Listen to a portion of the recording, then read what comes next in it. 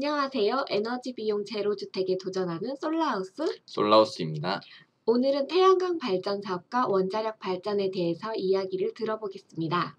남편은 태양광 발전 사업을 하고 아빠는 원자력 발전업에 종사하고 계십니다. 자, 남편, 우선 태양광 발전으로 돈 번 이야기 먼저 해주세요. 사실 저는 태양광 발전 사업으로 지난 2년간 약 1억 원의 매출을 올렸습니다.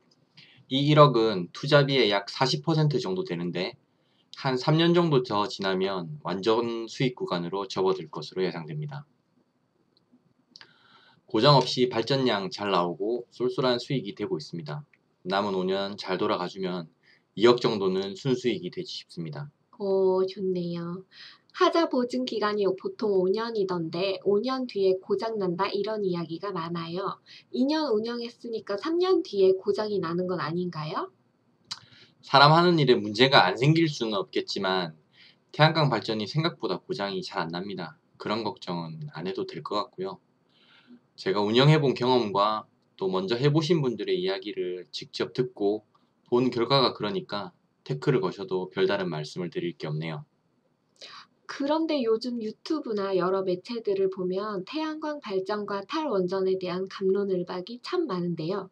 여기에 대해서는 어떻게 생각하시죠? 저도 남편과 아빠 사이에서 입장을 좀 정리하고 싶은데요. 태양광 발전을 하는 사람의 입장에서 봐도 탈원전은 절대 하면 안 됩니다. 발전소를 짓는 설치업자들 입장에서 볼 때에는 지금 당장 산과 들에 태양광 발전소 많이 지으면 지을수록 좋겠죠. 그런데 소규모든 대규모든 발전소를 운영하는 사람 입장에서는 태양광 발전 비율이 높아지면 높아질수록 수익성이 떨어지게 됩니다. 태양광 발전의 수익 구조가 어떻게 되는데요? 태양광을 통해서 발전을 하면 한전에 전력을 판매하는 S&P 수익과 일정 규모 이상의 발전회사, 동부발전, 남부발전 이런 대형 발전회사에서 신재생에너지 이외의 에너지로 발전하는 비율에 따라서 구매해야 하는 REC 수익, 이 두 가지가 발생하게 됩니다. 후자에 말했던 신재생에너지 이외의 에너지는 화력이나 원자력 에너지가 되겠죠. 정부가 탈원전한다고 태양광 발전 비율이 높아지고 원자력 발전 비율이 낮아지면 어떻게 되겠습니까? 발전회사에서는 REC를 구매해야 되는 양이 낮아지겠죠. 태양광 발전소는 많아지니까 REC 공급량은 많아지고 원자력 발전 비율이 낮아지니까 REC 수요량은 낮아지게 됩니다.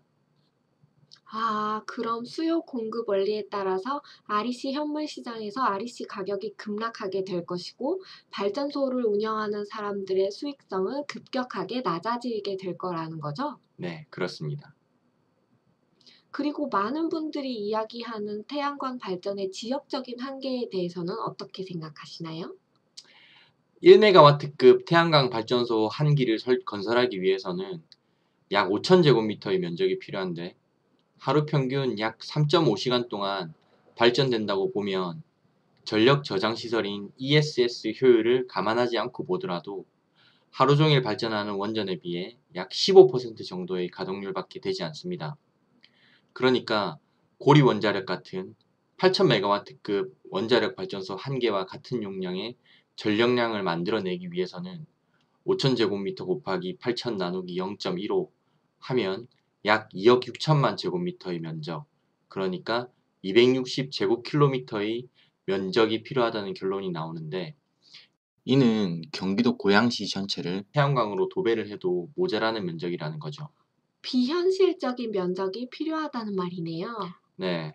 그러니까 원전을 태양광으로 대체한다는 생각은 해서도 되지도 않는다는 것이죠. 그럼 태양광 발전소가 비현실적인 에너지원이라는 말인가요? 그건 아니고 중소형 규모의 태양광 발전소가 곳곳에 생기는 것은 바람직한 일입니다.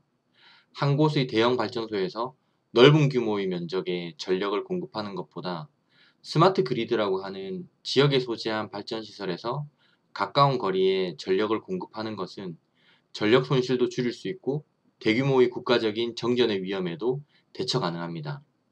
지역별 중소규모의 태양광 발전소를 공장 옥상 같은 국토의 효율적 이용에 방해받지 않는 곳에 설치하는 것을 장려하는 것은 바람직한 일일 것입니다. 그러니까 산을 깎아서 대형 발전소를 지어서 원자력 발전소를 대체한다는 것은 누구에게도 이롭지 않다는 말이죠? 제 생각에도 산에 있는 나무를 밀어서 발전하는 것은 나무를 태워서 발전하는 것보다 환경에 더 해롭다고 생각합니다. 실생활에서 전기의 사용 비율은 점점 증가할 것입니다. 무언가를 연소시켜서 에너지를 얻는 것도 종국에는 사라질 것이고 전기 에너지가 모든 동력을 대체하겠죠. 그때까지 지역별 중소규모의 발전소가 전력 공급을 보조하는 것은 필요하겠지만 원자력 발전소를 없앤다. 글쎄요. 저는 누구에게도 이롭지 않다고 봅니다. 원자력 발전이 실질적인 위험 요소를 안고 있는 것은 맞잖아요. 그렇죠.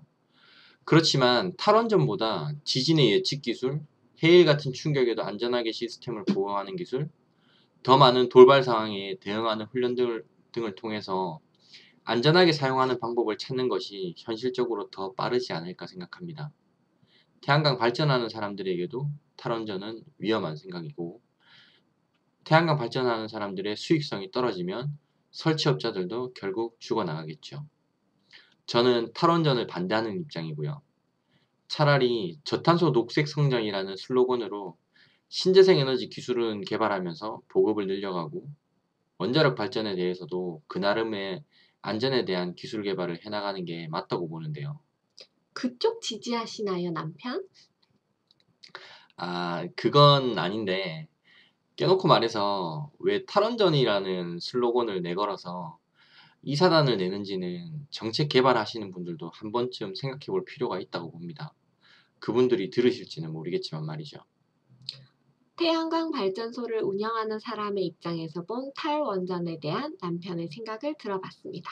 영상이 도움이 되셨다면 구독과 좋아요를, 나쁘셨다면 싫어요를 눌러주세요. 여러분의 생각을 댓글로 남겨주시기 바랍니다. 감사합니다. 감사합니다.